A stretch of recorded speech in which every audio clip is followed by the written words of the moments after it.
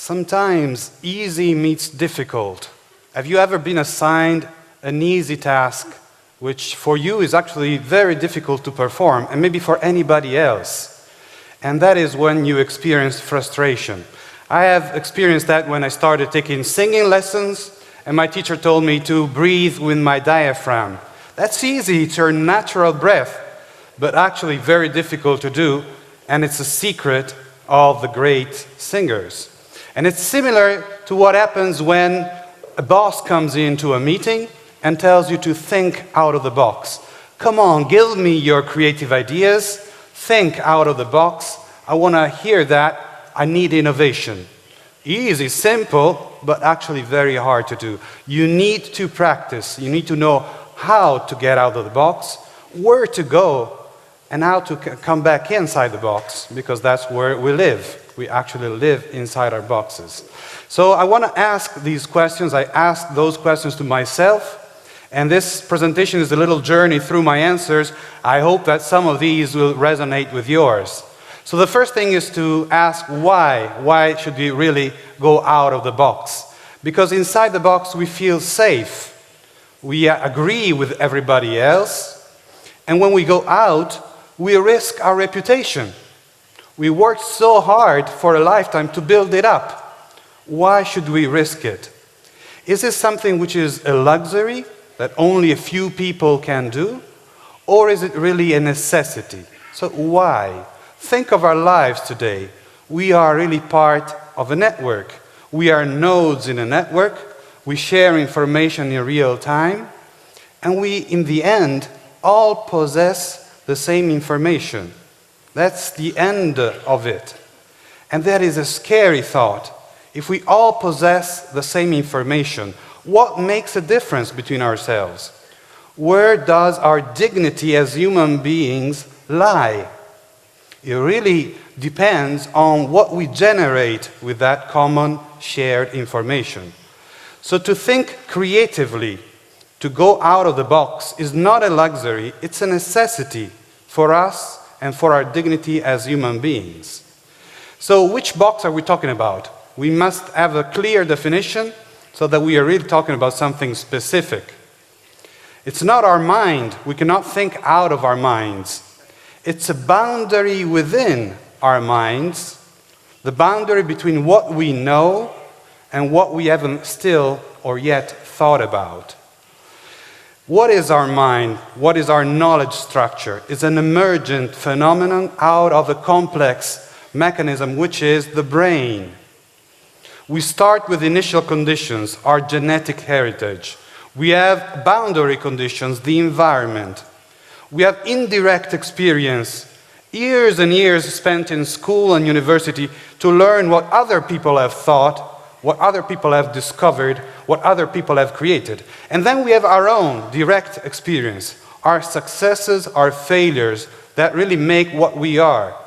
All of this builds the ant hill within which we live, and we live very well in that. And whatever we think inside that ant hill, that box, we feel safe. Whatever is outside, it's invisible to us. We don't know what is outside. That is why it's so risky, because nobody else knows. And so we are faced with something which is necessary to our dignity, but actually it's very difficult to do. How do we go out of the box? How do we do that? What are the mechanisms? Do we need to wait for an apple to fall on our heads? Or are there some specific techniques? Well, reality is out there for us to perceive it. It's beautiful. You see these flowers. And we have a lot of ideas, which is our convergent information, the dominant ideas. Whenever we need to think about an area, a focus area, we have ideas on how things should be. We have requirements. We have specifications. We know how things are, because that's the way they always have been. But if we want to go out of the box, we need to add something more, a little spice, something which goes beyond the convergent information, something wrong, something absurd, something which apparently is not relevant, something which takes us far. This is what we call divergent information. We need a little bit of that divergent information to cross the borders within our minds from what we know to what we haven't yet thought about. So this is the essential mechanism that is necessary, and it takes us to a place where we don't really know where to go. We are suspended. It's like the middle game in chess. Where do you go once you're out of the box? You have no preset direction. So it's really a potential situation that brings us to a feeling that we should immediately go back. This does not make any sense. Let's go back to a safe place. Let's go back inside the box. That's a temptation that we need to resist. We need to value long thinking. Normally we talk about brilliant thinking, fast thinking, deep thinking, but here we're talking about something different. Long thinking. What does that mean? It's some thought that takes us far. It's as if you were reading poetry or listening to music. You don't judge the single notes. You don't judge the single words. It's the ensemble that gives you a feeling and takes you far. We must do the same thing with our concepts. We need to go far. And so we can use association of ideas, combination of ideas, extraction of principles and application of those principles to areas where they were never applied before. We need to be open-minded. We need to be fluent. Look for alternatives and not for the correct answer. Because when you think creatively, there's no single correct answer. There are many possible alternatives. And suppose now that we are lucky, we land up upon a new idea in our travel, in the exploration out of the box. What is the value of that? How do we assess the value of a new idea? It's very difficult if it's really new, because you've never seen that before. Nobody else has seen that before. It's as if we landed on a new planet, totally undiscovered territory. And it's difficult to understand the value of something new. First of all, because we don't feel entitled to be inventors. Who am I to be the generator of that new idea? And probably this has been thought about before. If this is correct, somebody else would have done it before me. These are all natural mechanisms with which we kill our own ideas. We have to resist that. We have to look for the match between the new idea and our initial drive, our initial focus, or evaluate the idea per se for its own value, and maybe see that that's something that solves another problem which was not yours. Serendipity happens all the time. We just need to have the eyes to see that, to notice the difference. Okay, but we are social animals. We live in an environment, so to think out of the box, bring in new ideas, is going to challenge that environment. When is it a good idea to challenge everybody around you in your working environment? You have a boss. You don't really want to upset him or her. When is it a good idea to think out of the box? Well, first of all, if the environment punishes mistakes, you will never be really tempted to go out of the box. You will remain safely in a known environment. So if you want to stimulate an environment which is creative, you need to allow the existence of divergent information. You need to allow irrelevant information to come in. You have to mix and match different disciplines. You have to use metaphors in the organization.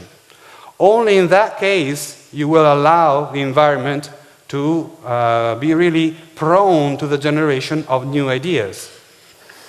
So I want to end my talk with a little experiment. We wanted to do this interactively with you, but the time is scarce. So I have indeed prepared a little thing.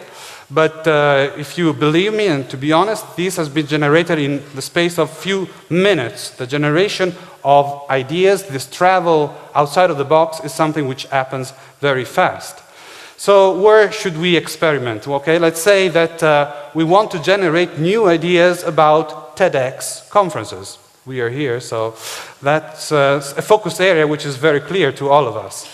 Now let's start from the convergent information about TEDx conferences. What is needed to make an excellent, good TEDx conference? Well, you need the brilliant speakers that will come up.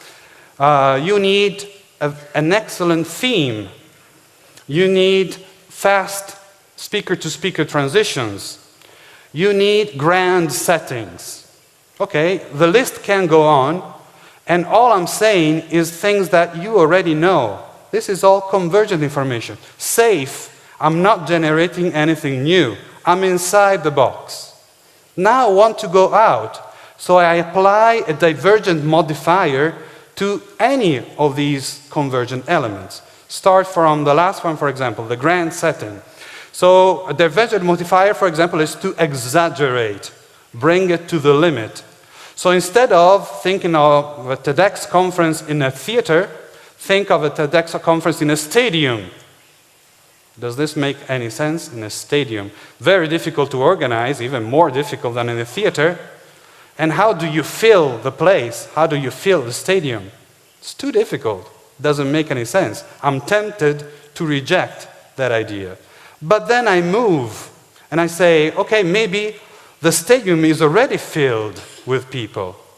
So from that, you can get the idea of having a TEDx conference at halftime of football matches. A network of speeches which happens at halftime of football matches. Good idea, bad idea, I leave it for you to assess. Take another element. Good speakers, brilliant speakers. That's the most fundamental element of a TEDx conference. Let's take that away. We eliminate the good, brilliant speakers. Does this make any sense? No. We are out of the box. Does this lead to anything useful? Well, I could say that, okay, I don't need the speakers, but I need the speeches, the talks, the scripts. From this comes the idea of one speaker delivering the speech of somebody else. We exchange speakers. So it's a cooperative TEDx conference. Maybe we have duets on stage instead of a single element, or we have people that speak about somebody else's topic, and in that way we have one advantage at least. We take away the element of the ego.